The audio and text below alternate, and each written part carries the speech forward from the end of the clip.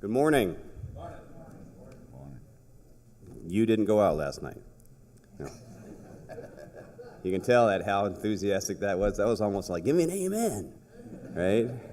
And everybody else, we were just talking about when you're the last, or one of the last presenters on the last day. And typically, when the crowd's smaller like this, I have everybody come and sit in the front, one of those things, and ask questions. But we got a pretty decent-sized crowd today. When we get to the question and answer session, if you guys will use the mic so that we can get the questions and answers on, because it's all going to be taped so that you can listen to it later, type of a thing. So this morning, we're going to be talking about teaming, mentor-proteges, joint ventures. What else are we talking about? That'll do it. That'll do it. That should be plenty. And when to use them, what to look for in them, and the changes in the all small as well that are coming for those of you that haven't been involved in those. So I'll introduce myself first. I'm Ron Perry. I'm the president of the National 8A Association, and I also run a village corporation based in Anchorage, Alaska. Have been doing the federal government thing for 30 years or so, so I've been doing this a little while. We've got our esteemed panel. You're going to introduce yourselves. Yeah, I'm Ed Delisle. I'm a principal and chair of the Federal Contracting Group at Offutt Kerman. I'm based in Philadelphia, and like Ron, I'm getting old. I've been doing this for a long time, so basically my role here will be to sort of fill in. You're going to hear a lot of success stories about how a mentor-protege works, and I'll jump in and try to assist with respect to sort of the regulations themselves, what's important, what you need to know from the perspective of, hey, there's this new all-small program out there, how does it work? I'll be able to help from a regulatory standpoint in terms of explaining that, but what you really want to do is make sure you focus on the stories that you hear from the folks to my left and from Ron, who've been through it. Yeah, I'm Fritz Meyer. I'm Executive Vice President of EA Engineering, Science, and Technology, Inc., PBC. Did you all get that? Okay.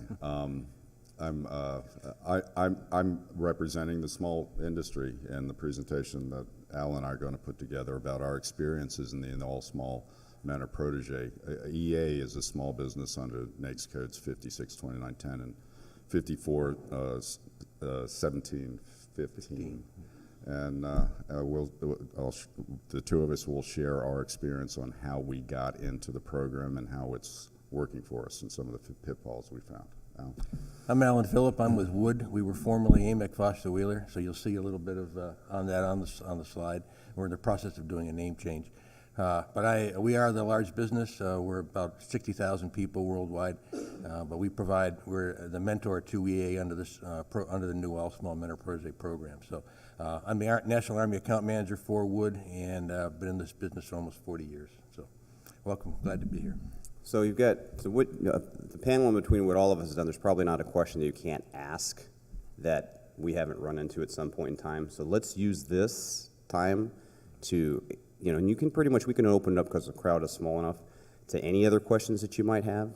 I mean, they can be, we can keep it targeted towards the mentor protege, the JV, and what's listed on the program. But since we have a smaller crowd than this, and we've got legal counsel, we've got people that have been doing this for 40 years, now's a good time to get your other questions asked. I mean, don't ask me, how do I get my SAM registration? Don't ask those questions. But, any of the other small business questions that you're having with the SBA or her mentor protege program, we probably can interact with those. So if you have a question, there's a mic in the center. You can just stand up and grab the mic, or just raise your hand and we'll stop in the center and answer the questions. That was quick. Oh, no.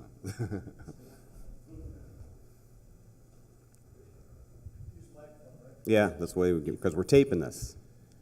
Are you really taping it? It's digital. Hey, I make the jokes. You don't have to laugh, though. My question, Jack Poole from Poole Fire Protection. We're starting to see several large and small IDIQs specific for fire protection. So I'm thinking about maybe teaming with a larger fire protection type of business. How do I go about making the decision?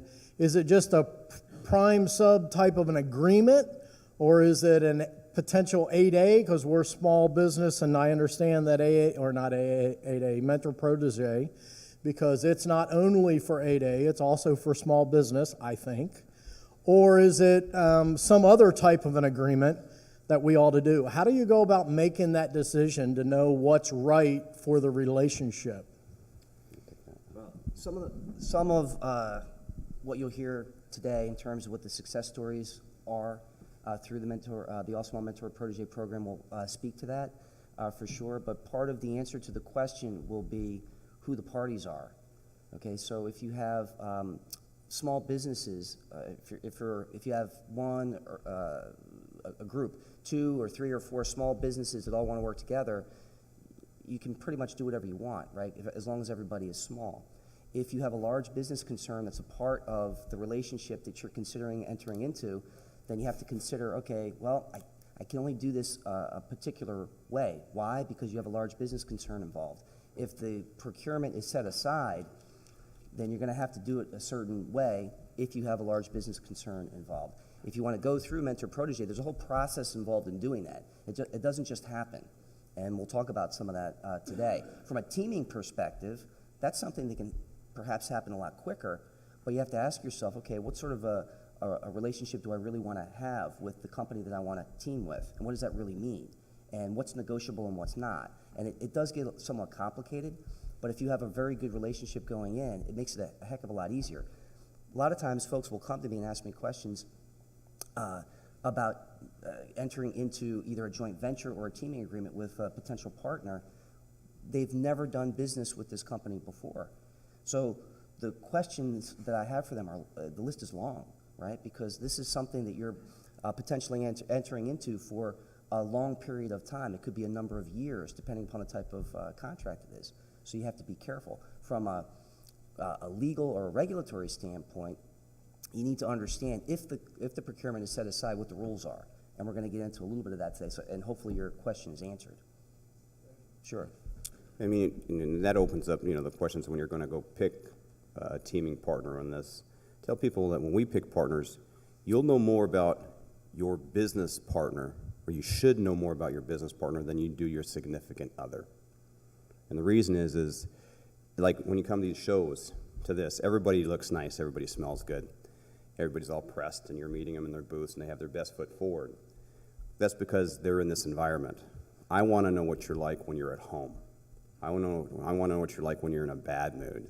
I want to know what you're like if things get a little rocky, because things can happen in that. When we work with other people that say, yeah, we're real successful, well, everybody has a different definition of successful. We did this many millions of dollars in revenues. Okay, so you did $20 million in revenues. Yeah, and we made $200,000 last year. Okay, we got 1,000 employees, and we made $100,000 last year. All that says to me is you like big parties at Christmas, because you're not making any money. So when you go to do these teaming arrangements, you've got to get to know your partners. Your partner can, if you go into these relationships and you enter into these, your partner can bankrupt you. So you have to know that person inside and out when you're doing these things. And and then the format that you're going to talk about, there's other different ways to do it. On the Mentor Protege, remember that you get 2 mentors. As a small business, you get 2 mentors in the life of your company. 2. And so you need to pick that one wisely. They changed that program about 4 years ago. Large companies were coming and using small businesses as fronts, basically, legally. And then they would have a percentage, and then they were double dipping, then they would own an equity position in the small business. So they were winning the business, getting the business, having an equity position in the small business, and getting that business as well. So the SBA 4 or 5 years ago has changed that rule so that now the mentor has to provide meaningful support to the small business in the tune of tens of thousands of dollars in support. This can no longer just be you're the small business. There were instances, nightmare type stories where it was a $150 million contract and the small business got $50,000 of it, even though they were the ones at the front end. It doesn't happen anymore. If that ends up happening, the large business or your mentor can be disbarred from federal contracting if you don't follow the rules. So there's some problems with that. So why don't we sort of get into the success stories? You can hear the folks to my left, Alan and Fritz, talk about how they've gone through the new All Small Mentor Protege program, and certainly feel free to ask them questions about the experiences that they've had. So what you got? Go ahead.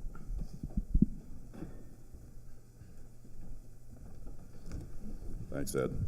Yeah, so the key thing to remember in our joint presentation is I'm the small one and he's the large one, because we do have different motivations for entering into the mentor-protege relationship in the relatively new All Small Mentor-Protege program.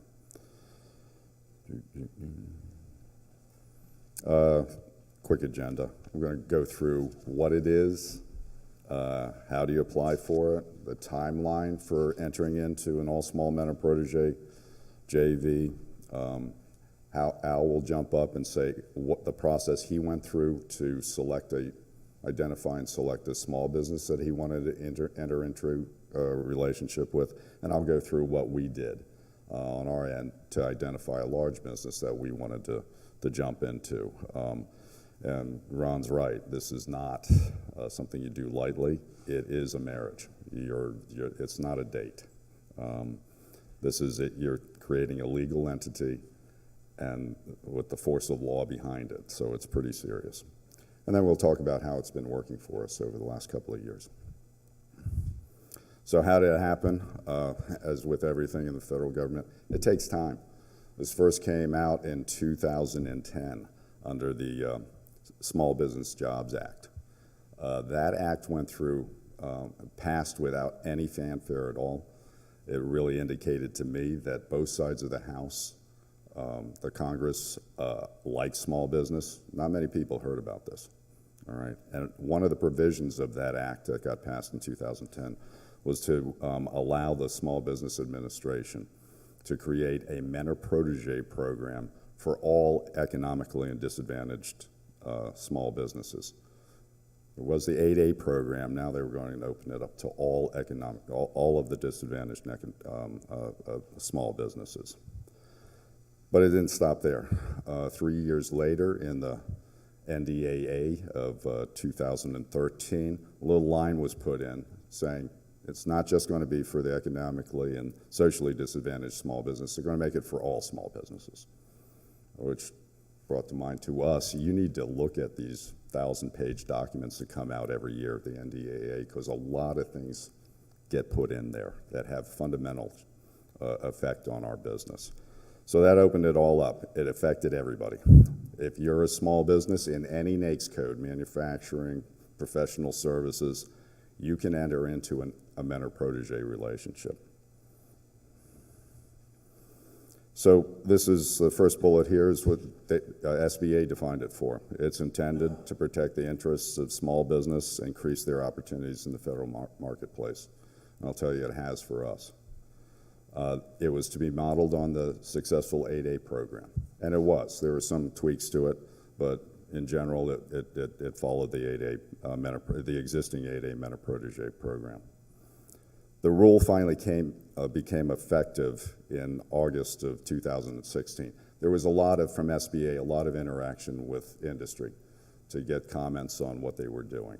So there was a lot of back and forth. So 6 years after the act was enacted, it finally became a rule, and SBA started taking applications in October of 2016. What it does is it allows a small business and a large business to enter into a mentor-protege agreement. That agreement stays in effect for 3 years after it's approved, and it has potential for adding another 3 years. So this is a marriage that has a lifespan of 6 years for the mentor-protege. Now, the contracts you win can go way beyond that. But the mentor-protege period is limited to 6 years. Yeah, and just so we're all clear, it sounds like a long time, right? So you have to have a relationship for at least 1 year.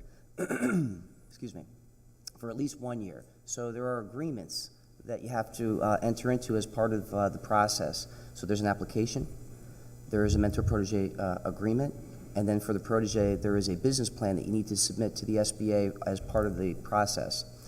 The agreement itself has to be for at least 1 year, It can be up to 3, and then there's an additional 3 years that you can maintain that relationship thereafter.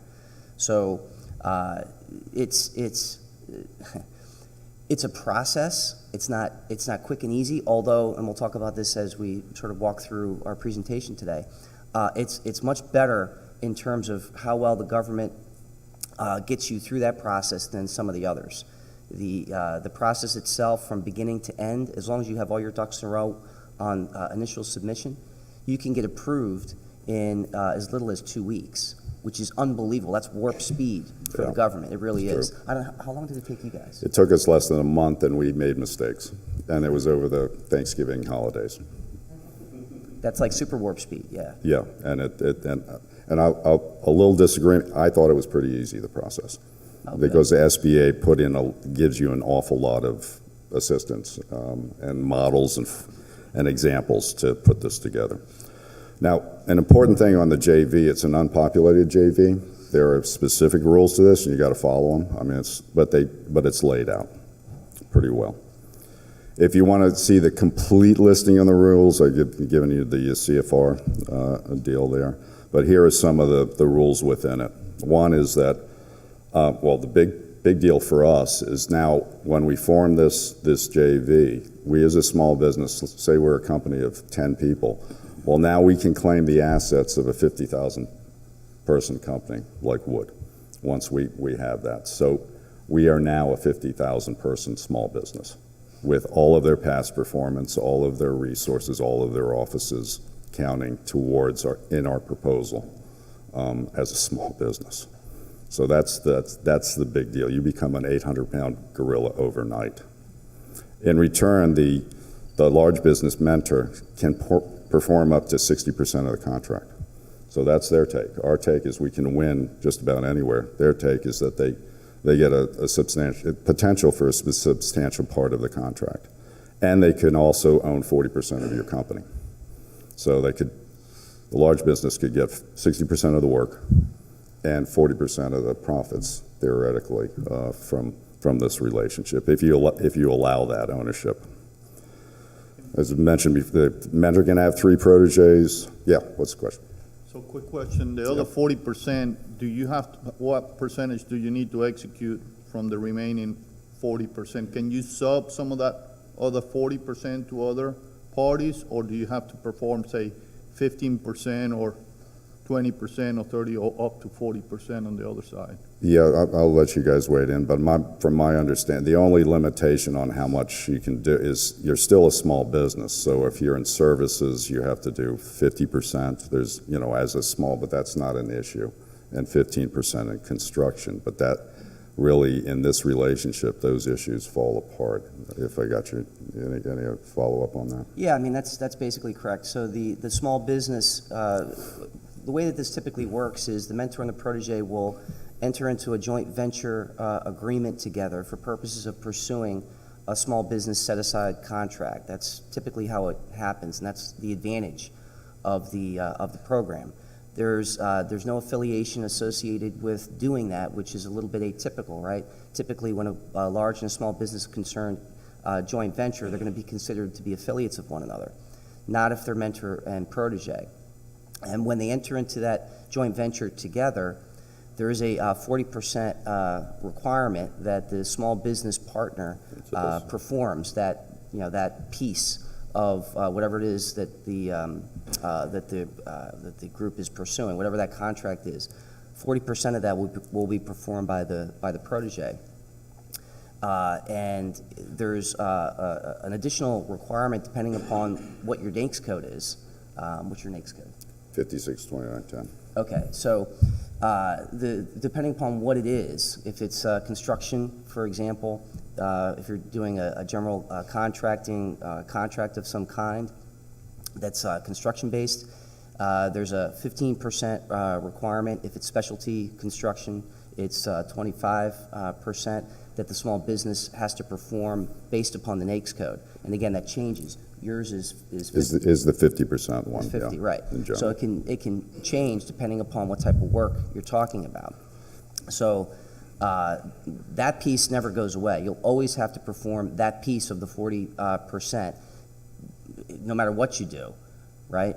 Depending upon what your NAICS code is. The most important thing to remember as part of the relationship is that there is going to be a requirement, and that requirement is going to end up being reported at least on a yearly basis in any event, so that the SBA can understand whether or not the relationship is working, and that you're actually getting something as the small business out of the relationship. And you'll hear a little bit about how that's worked for the folks on the panel here.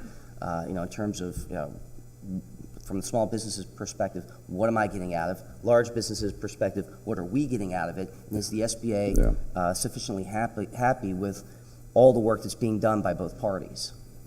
So where I left off on before that question, was the number of proteges a mentor can have is 3, and us as the protege, we can have 2 mentors, but they cannot compete against each other. That's an important thing to know.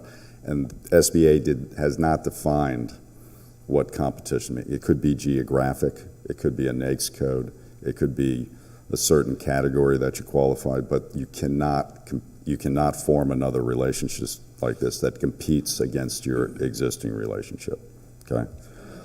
The others are bullets at the end of this are really important from our perspective. One, the small business partner is in control of this, of the JV, administrative control. So all invoices are coming to us. It's important. We're having all the major interaction with the client on administrative issues and on the programmatic issue, because small business partner has to, they call it the project manager.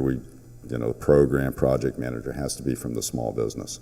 So that you're not going to be cut out of the client relationship in this joint venture. And another one is, you can get out of this in 30 days notice.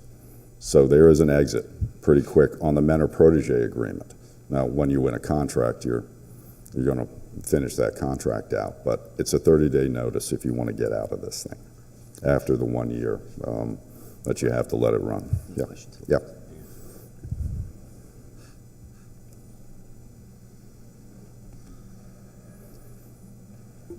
Does the joint venture legally set up an account so that the revenue comes into the joint venture account and then it's distributed to the protege and the mentor? That's what we've done. Since we're the managing partner on the joint venture, yes, we have an account where it comes, but it's through our finance and accounting office. Okay, and then the second question, in a mentor-protege joint venture, do you only compete in the small business category, or can you compete in the unrestricted? Well, once you form a JV, you can compete on anything. So, I mean, you're not precluded from going after unrestricted. If we decided to use our joint venture to go after an unrestricted, yes, we could do that. Yeah. Okay, thank you. Okay. I've got some other, this slide just gives you some resources, all right, and a little bit more information. You have to be in SAM, nothing new there. You have to be for-profit, which I guess most of us are here. And of course, the small business must be small in the NAICS code. So if we graduate, during the life of the mentor-protege, that's over. We can't compete for the small business using the mentor-protege. These steps that Ed was talking about to submit an application was pretty easy for us. And I'm not going to go through all these steps, but here they are. This is what you've got to go through. And I gave you the rough time frame for us to do it. Like there's a little online training. There's a test at the end, but trust me, you're going to pass the test. It's less than 30 minutes. It was easy. Putting together the mentor-protege agreement is easy. They have plenty of templates available for you to use. Business plan, it might be hard. You think that's hard. They give you examples from different business types. From a manufacturing business plan, a professional service business. They give you real-life examples that you can tailor and make it appropriate for you. If anybody's curious, I just happened to print out a copy of what the SBA puts online, what they want to see. And here's a recommendation: use what they want to see. Yeah. It makes the process go much quicker. So if anybody's curious, they can thumb through this at some point when we conclude. And you led right into my next slide. How long did it take us? We submitted before Thanksgiving in 2016. We forgot to put in some org charts, some financial information. They came back. Somebody was reading this right away until you forgot this, you forgot this. We submitted it, and we were approved on December 14th. It's lightning fast in the federal world. Okay, now Al's going to tell you what Wood went through to decide on what kind of small business they wanted to mentor. Remember, Al is the big. Yeah. That's why I have to put the microphone down so I can reach up there. So, I think the question early on was, well, how do you go about this? And for us as a large business, I think one of the first things we did was kind of ask ourselves, well, why do you want to get into it in the first place? And so I think for us, there was kind of a number of things. As a large business, we saw it as a necessity. Because if you look out into the contracting world right now, particularly where we were in terms of environmental services, so many large dollar value contracts, $100, $200, $300 million contracts, being set aside for small business. So as a large business, that would either force us to be a sub, but in the JV, we're a prime. So now we're in a much better relationship. And so for us, it really was a necessity. We saw it as something we really needed to do. Also, we realized that by formalizing the strategic relationship, it helped us over the long term. So again, to kind of your question, you take sort of the long view. We're in this for 6 years, so now we can begin to identify target clients, target types of opportunities.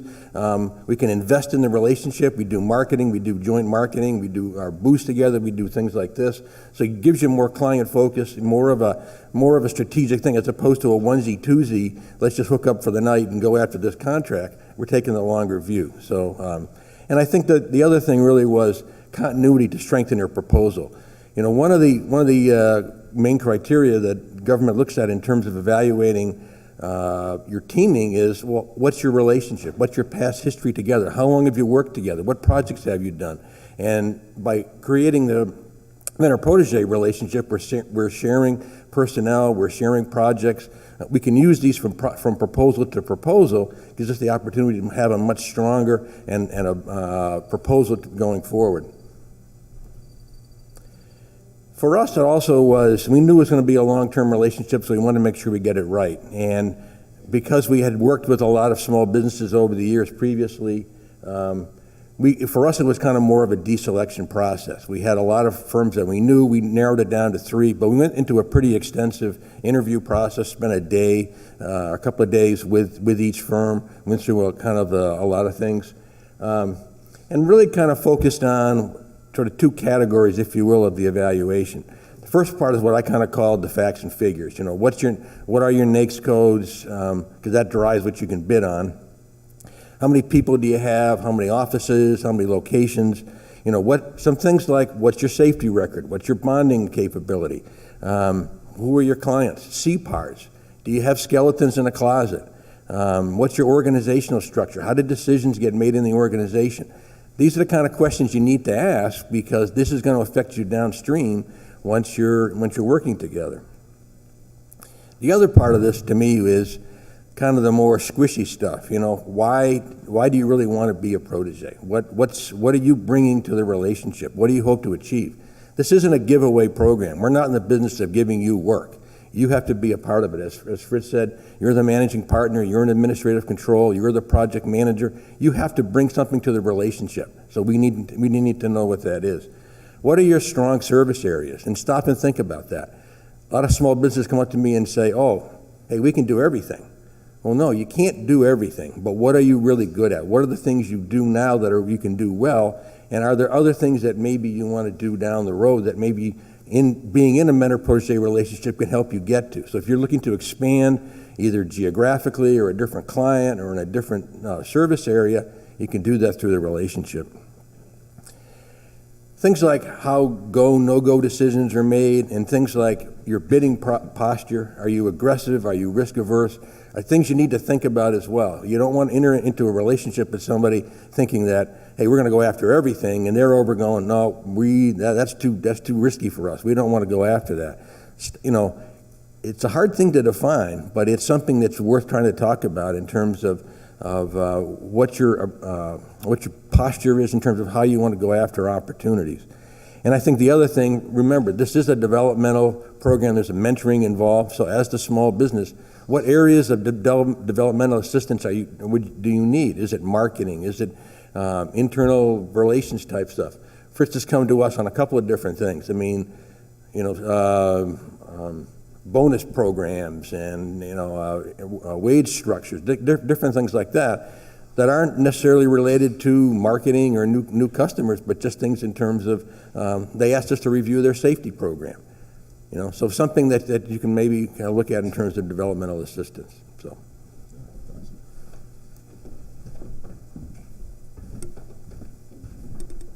Yeah, we were grilled, so get ready. I mean, if you're going to be interviewed by a large business mentor, you need to show up with your ideas and be honest with what they're doing. Again, you're the protege. You're not going to have anything. You're not really trying to sell them too much. It's more telling them what you got and what you don't got. So honesty is an incredible thing it's an essential thing to do in your relationship to start off with. So our process to select a mentor wasn't as detailed and scientific as Al's was. What I did was just went to our senior leaders, our client managers, our operational folks, and I just said, hey, pick the 3 large businesses that you'd like to enter into a relationship for whatever reason. You worked well on a proposal together in the past or a project. Mine was they throw the best party at the small business conference. So for whatever reason, I didn't want to hear it, just pick 3, and then we tallied it up. And the large businesses that had the 5 large businesses with the most votes were the ones we engaged with to see if we could take this further. The second thing we did was define what our goals were as EA. We wanted a mentor that could help us win work in places we weren't, with clients that we weren't working with. We wanted also somebody that could help us win with existing clients. We have a lot of MATOCs. We don't always win the task orders, as many as we should. So we were looking for somebody that could come help us win on the task order level too, not just on the IDIQ level. We wanted somebody we wanted some expansion of our geography, including international, and we wanted them to be able to commit to us that we could use their space as a starter office if we won in geography we weren't in, so we wouldn't have that big cost commitment of opening an office. Again, we're not affiliated, so the affiliation rules disappear under this relationship. And expand in different service lines. We're an environmental company.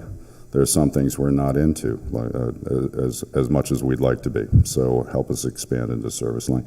The secondary goal was for technical, administrative, business, all these things at the bottom that I have bullet. That was the kind of soft stuff for us. We thought we had those all down, and we didn't. It actually became a really important aspect of this relationship when we went through it. They helped us improve our systems a lot.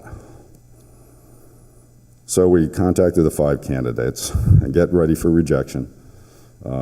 I would suggest you identify more than one, because the first 2 we contacted said, we want to continue this with our 8A mentor protege. Good, Adam, but that took 2 off the board right away, so we had 3 left. The next one we called said, I'm not so sure about this. I want to see how this mentor protege thing plays out. I'm not ready to commit to that kind of a relationship. So they're gone, down to 2. We conducted interviews. Actually, it was in conjunction because AMEC was interested in us and we were interested in them, so they grilled me and I grilled them. But it was clearly understanding each other's goals.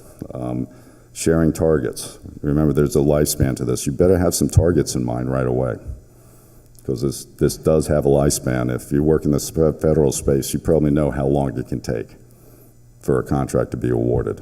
So we had some near-term targets in mind, and we wanted somebody that would be willing to go with us on those near-term targets. And then look for skeletons, I said, not just in your CPARs, but within the relationship with the two companies. Is everybody, I'm just curious, the folks in the room, is everybody small, or do we have large business concerns represented in the audience as well? Yeah, raise your hand if you're large. Oh, wow, okay. Okay. Quite a few, okay. That's interesting, because one of the things I was going to say from a small business's perspective, and Ron mentioned this in his opening remarks, you have to be a little choosy in terms of who you pick, right? Because you only are permitted to have 2 mentors in your lifetime. And I remember when the program was first initiated, and I was at one of Ron's conferences, and John Klein from the SBA was talking about this concept. No one truly understood, based on the regulatory language that had been proposed at the time, that was the case. But you get 2 as a protege in your lifetime. And what Fritz just said is important. Okay, so from a timing perspective, it can be up to 3 years, and then you have an additional 3 years where the parties can be mentor and protege. But that goes very quickly, right? And so you should make sure you have targets in mind right away, and also understand that whoever you choose to marry as part of this relationship, if you screwed up the first time, you only have one more shot for the lifetime of your company if you're a protege. For a mentor, and there are a lot of potential mentors in the room here, it's a little bit different, but from the protege's perspective, you have to be very choosy, right? And you've heard how choosy Fritz was as part of his process, and the same with Al. Yeah. So then we decided we're going to do this, and we applied, and it went through, and then we put in a bunch of things to make sure that it was going to work, and then, because we needed it to work, for what you just said, Ed. You know, we only get 2 shots at this. You got something, Jim? Question? Actually, I just wanted to verify, is there a limit of the number of awards one may receive within a mentor protege before it expires, so that the 3 + 3 is curtailed by a number of awards that are made? My understanding, no. All right. So we can propose on everything we propose on. Once the mentor protege expires, what we've proposed on is still alive, because some of these solicitations can take years to get decided. So there still is the rule of 3, I think. So we have to change our once we have awarded 3 contracts, we need to change the JV name. That's all we have to do. Is that the second JV, or is the first? So we get a maximum of 2. We get 3 awards. Do we now move into the second JV, and we'll get 2 in our life? Yeah, but that's not a different mentor. The 2 is 2 mentors. When we're finished, when our mentor protege is done with Wood in 6 years, right? Say we go for the full 6 years, EA could then reach out to another mentor, say AECOM, all right, and do the same thing. That's the limit, is 2 distinct mentors, not JV not JV You can have names. as many as you want. Yeah, we can have as many as we want. Okay. And they've changed that with SBAs, depending on who you're talking to at the SBA, they say after you get your 3rd JV, so that's kind of a gray area, because if you proposed on 10 things, and let's say you win 6 of them, the SBA is not going to say, okay, well, no, you only get 3. The SBA will allow you to have all 6. Yeah. So if you've got 10 proposals out there, even though you're only supposed to get 3 wins on a JV, the SBA, if you say that, okay, you won 6 of them, or you won 5 of them, they're not going to say, okay, you don't get these other 2. They'll give you those awards as well. So this isn't a real hard, fast rule when it comes to those. But by the way, yeah, I get that, but there are a lot of rules. Getting good legal counsel on this is important. Setting this up correctly is important. Knowing what you can and can't do is important. The question from Jim is appropriate. But if you don't know these things, that you got to change the name of the JV, you could get in trouble. So having good legal counsel, it is a bit of a maze. I'm saying it's easy, but there are some things behind it that you need to know. Yeah.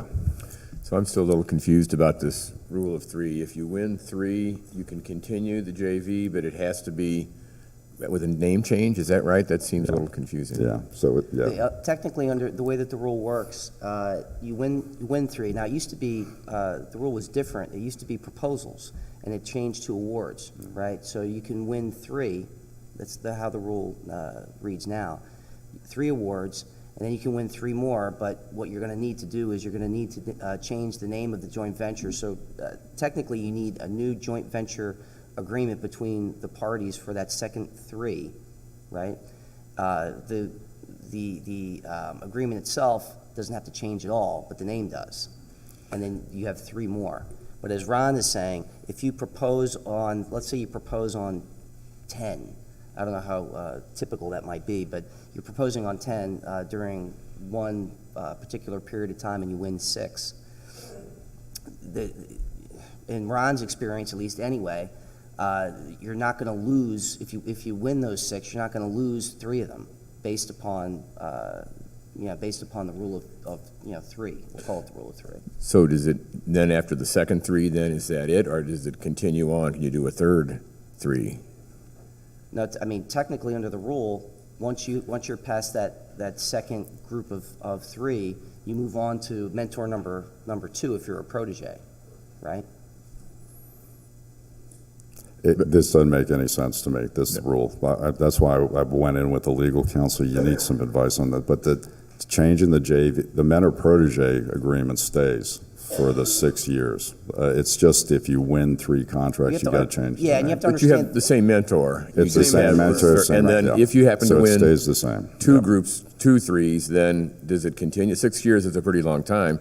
If you win 6, then can you do it again, or is that the end? You can keep going. You can win as much as you Okay. you can. It's just you create have another to JV. But create it has new new JV JVs agreements, same under- mentor, same protege, but different agreements. Right, Yes. but and understand also that the relationship is more than just winning contracts. When you put together, and you can take a look, I have a copy here. When you put together your mentor-protege agreement, it's not just about winning contracts. I mean, that's the point of it. But the mentor is giving something more than just simply, for example, it's past performance history in a given industry. It's also providing other assistance. It could be, we heard Al mention marketing. It could be, other business assistance, business applications that the mentor has that the protege doesn't, that will allow then the protege to grow and become large on its own and successful over time. So it's more than just simply putting proposals together. That's the whole point of the program. It's to allow the protege to be able to survive on its own at a higher level. So even if you're not successful in terms of winning contracts, which obviously that's part of the program, there are other things that the mentor will be required to do as part of being a mentor. So it's more than that over that 6-year period of time. Yeah, so some of the things that we instituted to make it work, I'll just tell you, these are things that we did, and it has worked really well, was make sure we identify points of contact at a senior level, what I call the hammer. That, if something's going wrong, you can call somebody, us as the protege, call the mentor at a high level to make sure it gets fixed. I think that's essential. You can't just work at the project level of program. You need to be up in the C-suite of the organization. Point of contact lists for all of the department heads, for our own Army program manager, our contracts person, finance and accounting, health and safety. Get those people to know each other, and have a kickoff meeting with them so that they know they've been voluntold to do this. All right, so they know what this is about, and it's going to be beneficial for the whole company, for both companies. Promote it internally. I talk about it. We got to educate people in our company about this and what it means to them, and our clients too. The SBA has done a good job of rolling this out, but don't assume that everybody in the Navy or the Air Force knows about this program. And then a regular communication. We have a standing every 2-week meeting with a standard agenda. Sir? Just a clarification. Let's say your mentor is a Big E, Little A firm. Your protege is an architectural firm, but maybe has a couple of engineers. The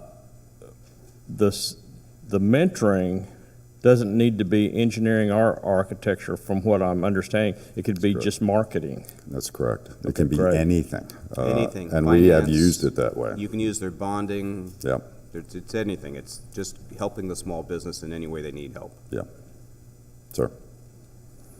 Can you elaborate a little bit on, obviously, they're not the only firm that you do business with, I presume. yes. So when you do business with all the large firms, for instance, do you now present your mentor protege team? And if you can expand a little bit more, say on the SF330, do you provide a part two that combines both firms to other firms? Do your resumes at this point become his resumes and your resumes? Your projects are your projects and their projects. How does that evolve if you're using other partners outside of them? Well, in the JV between our two on an SF330, we present theirs and ours just like any other JV. Their projects are projects, but we're both a prime because we're a JV and we're small. So we're now a 50,000 firm small business. So that's how we presented an SF330. We don't combine the two under the JV name unless we've had JV projects together. All right, so, but the other point is pursuit strategy. We identify what we're going on, and not everything, we don't go after everything with this arrangement. We position ourselves to win the things that are beneficial to EA, and so does Wood.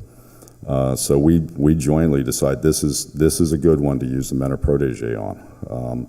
But there are ones that recompetes of our prime position. We don't use Wood. We're going to continue on with where we have a successful relationship. We don't want to mess it up with something different. So we make those our decisions internally of what we want to pursue and how we want to pursue it. This is a tool for us, another tool, and it's another tool for Wood. So that's how we do that.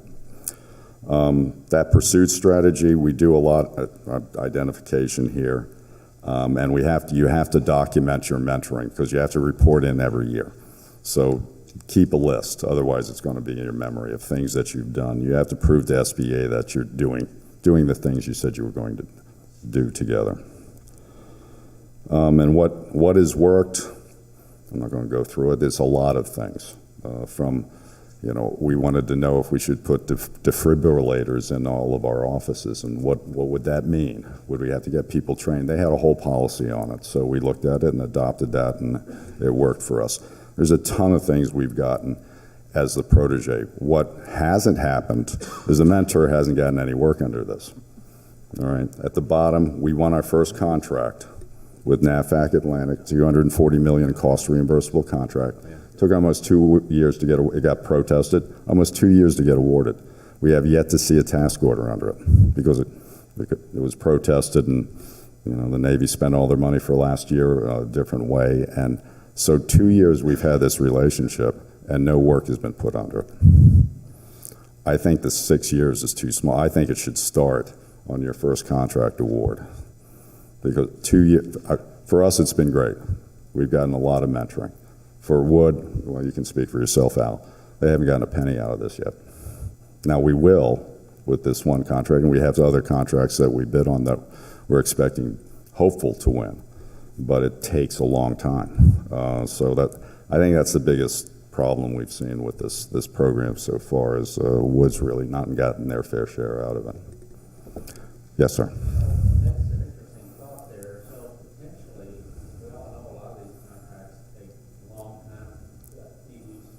Yeah, if you could, yeah, this way they're recording it digitally. So we know that it takes a long time to get contracts awarded. The example you gave, our company personally went through one that took 4 years to get it awarded after we were selected. So potentially then, the award could be after the mentor protege is expired. So what happens to that? If the award happens after the mentor protege expires, it's still viable. That award's still viable because it was submitted during the period you were a mentor protege. So you have to perform it as that mentor protege then? Yes, you do, and the agency gets credit for you as a gets credit for that as a small business until that contract runs out, even though the mentor protege is over. That was awarded as a small business, it stays as a small business. Yeah, JV still in It's effect. still in effect, yeah.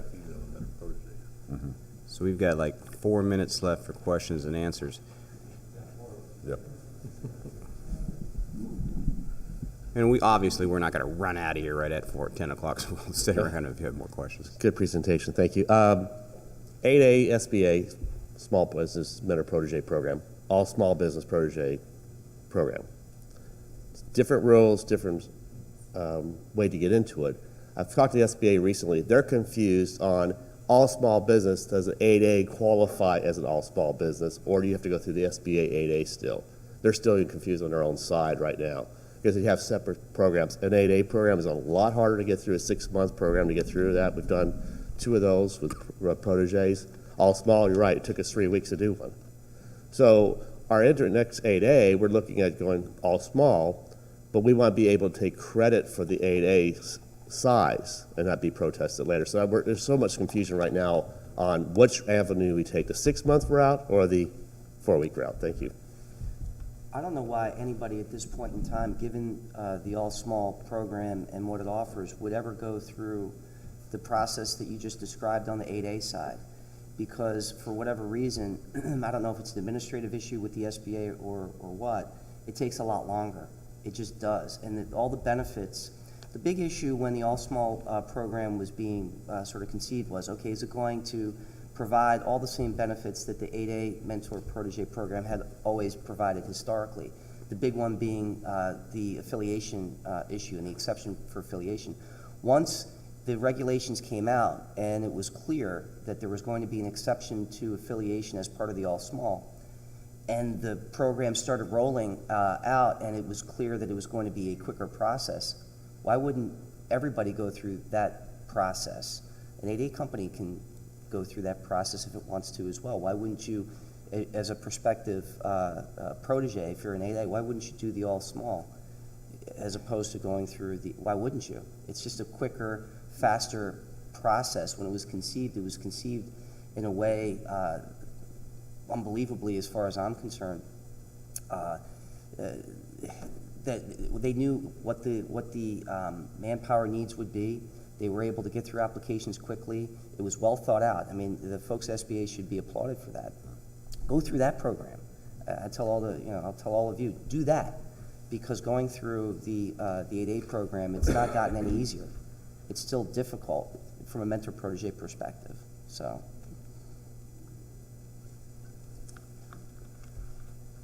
When the all-small mentor protege JV is set up, does it qualify to pursue opportunities for any agency, such as VA, work for the SDV OSB set-asides, as well as military work for USACE or NAFAC? You can go commercial, you can do anything with it.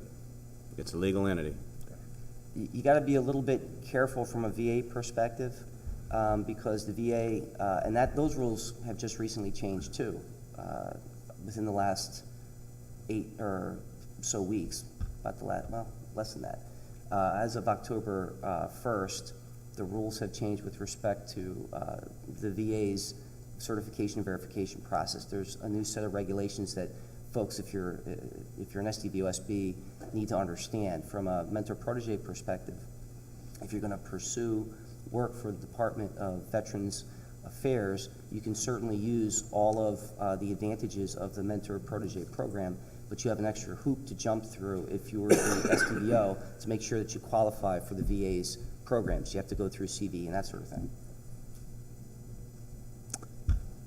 So at one point you mentioned looking at wage structures, I think, and I'm curious when you, I guess you just won this contract. So when you went through that process, did you individually negotiate your rates, or did you have to pool them together to come up with a common rate structure? Yeah, that particular proposal, they want it cost reimbursable. We had to submit separate rates.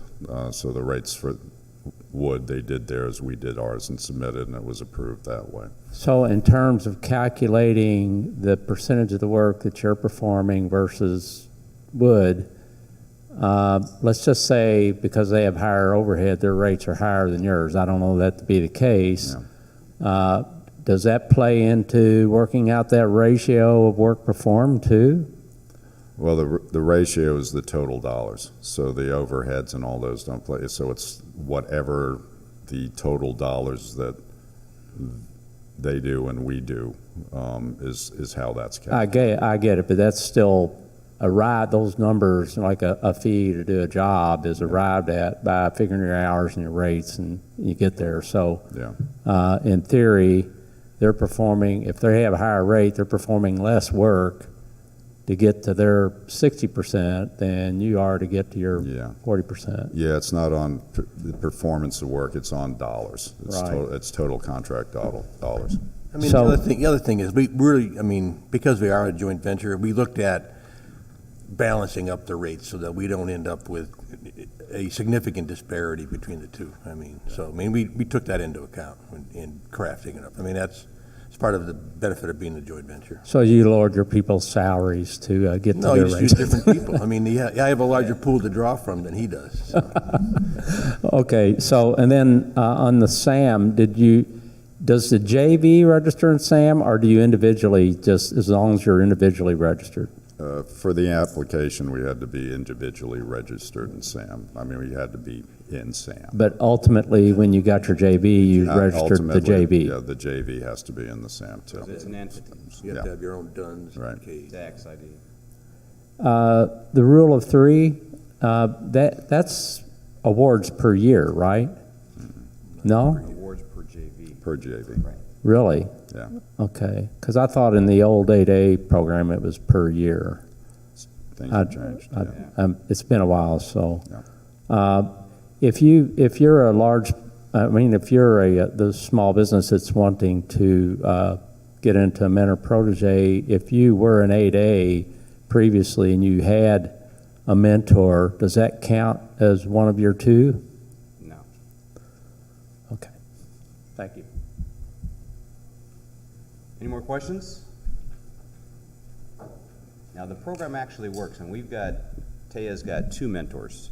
We've got one in the IT world, we've got one in the construction world. One of our contracts, we won $275 million MATOC. We've done a couple million, or $20 million worth of work on those. And the IT one we've won with our mentor $60 million in work in the last 6 months. So it actually works. Now, you've got to be careful with the small business as well with your large business when you pick your partners. Just like when we were talking about doing the pricing on these, their overhead rates are different, your overhead rates are different. Your mentor, when you're going there, you're learning from them, but ask questions. You still have your legal, they still have their legal, you still have the culture in your company, you got to make sure that they work together, but the program works. You can go in after these contracts you couldn't go after before. I mean, and it's kind of cool when you pick up, $60 million worth of work, and then it's over, 4 or 5 years. But it does add to that base of your business, and it can get you instant revenues. I mean, you're right in there, but be careful on what you're doing on that, because if you win some monster contract as a small business, you have to do 40% of it. So 40% of that, you have to come up with your cash for that. You have to have your insurances for that. You have to have your background for that. So I ask people all the time, hey, who wants a $100 million contract? Of course, everybody's hand goes up. Well, you have to have $1 million a month in payroll. You have $1 million a month in payroll sitting in the bank? So make sure that you have that ability. Now, the nice part about the Mentor Protege program is your mentor can help you with those things. And the bonding capacity is an example. As an individual, you might only have $5 or $10 million in bonding. You get partnered with somebody like a Granite or a Kiewit or one of those, now you've got $500 million in bonding capacity. When you put that on when you go after proposals, and when you're marketing your stuff together, you go and you say, well, wow, you guys almost win by default. Your 8A, your HubZone, your woman-owned, your service-able vet, and everybody loves you. You just now have to perform. But you have to make sure that you can perform when you're going to go to do those things. Just to have a mentor-protege, don't run out and get a mentor-protege relationship because it sounds neat. It has to make sense. The big companies that are here, that are looking for mentors, for proteges, you have to make sure that you carry your end of the bargain. So, because when you do that when you do that yearly report, and it shows you've provided nothing, that reflects on you. You have to get something out of the deal on those things. But the ability, when these contracts are coming out, as small business contracts, $100 million, $200 million, $500 million contracts that are coming out of small business, large businesses, the ones that are strategic in nature, you're now winning more as a small business than you won as a large business. And the margins are typically higher. So the program does work. You just need to be careful when you're implementing the program. I can't stress enough, you've got to visit each other. Don't do this over the phone. Make sure that you visit their office, make sure they visit your office. This is a long process. This is a dating type of a thing, and then you find out what the deal is. We got in first discussions with a very large, multi-billion-dollar firm. We were so excited about it. We were just jacked up. Let's just do this. All I could see was dollar signs and buckets of money and all this other stuff taking place. And we've got their bandwidth. We're going to have all their bonding capacity, whatever. And then internally within their company, they decided that they got a new hierarchy in their company. And then the guy says, well, I'm not so keen on small business anymore. And so we had worked on this for 6 months, getting all this stuff done. Finances, going back and forth, and this and that, on. And then they said, nah, we decided we're not going to pursue that anymore. So it cost us thousands of dollars of travel back and forth, putting the investment in, getting to learn everybody and getting to meet everybody. And then they fired the small business guy for the company. No more small business program. And then about 2 years later, they came back and said, hey, we're interested again. And so they came back to us and said, you guys interested? Oh, hell no. You guys are, you have no idea what the hell you guys are doing. And so even the large businesses, when you feel pretty good about that, I've got this monster, this 800-pound gorillas on my team. Doesn't mean that all 800-pound gorillas are smart. So you need to be careful in that respect. So if you don't have any other questions. Can I ask one quick one, though? I think you can answer it pretty fast. Yeah. So I think what I'm hearing you say is if you're a small business and you got 50 people and you're now competing with a firm that has 2,500 and you're using those people's resumes, I think your firm as a small business is going to be challenged to win future procurements if you don't have a mentor-protege program. Correct. Is that kind of the summary of this? Yep. Thank you. Just quickly, if you're a small business, let's say architectural firm, and the next code, 541310, and it's 7.5 million on average over 3 years, and then you get kicked up to the unrestricted. What if this happens to you during this 3-year or 6-year period with your mentor protege? You're not small. You're not small. They're not small anymore. That's something very carefully to pay attention to. I mean, Ron talks about winning a $100 million contract, and you're doing 40%. You're bringing in $40 million in revenue into your company. That's going to change your size status. So you got to be very careful about what you go after, and pace yourself, because depending upon what code you're in, it could boot you out. Okay. Keeping in mind, though, that the idea Average for 3 years. is to, your idea is you're a small business, but the idea is you want to be a big business. You want to be, if you do it right, you're gonna grow and you're gonna become successful and you're gonna become that large business, and now you're gonna be looking for a protege. So that's the idea behind it. But thank you for coming.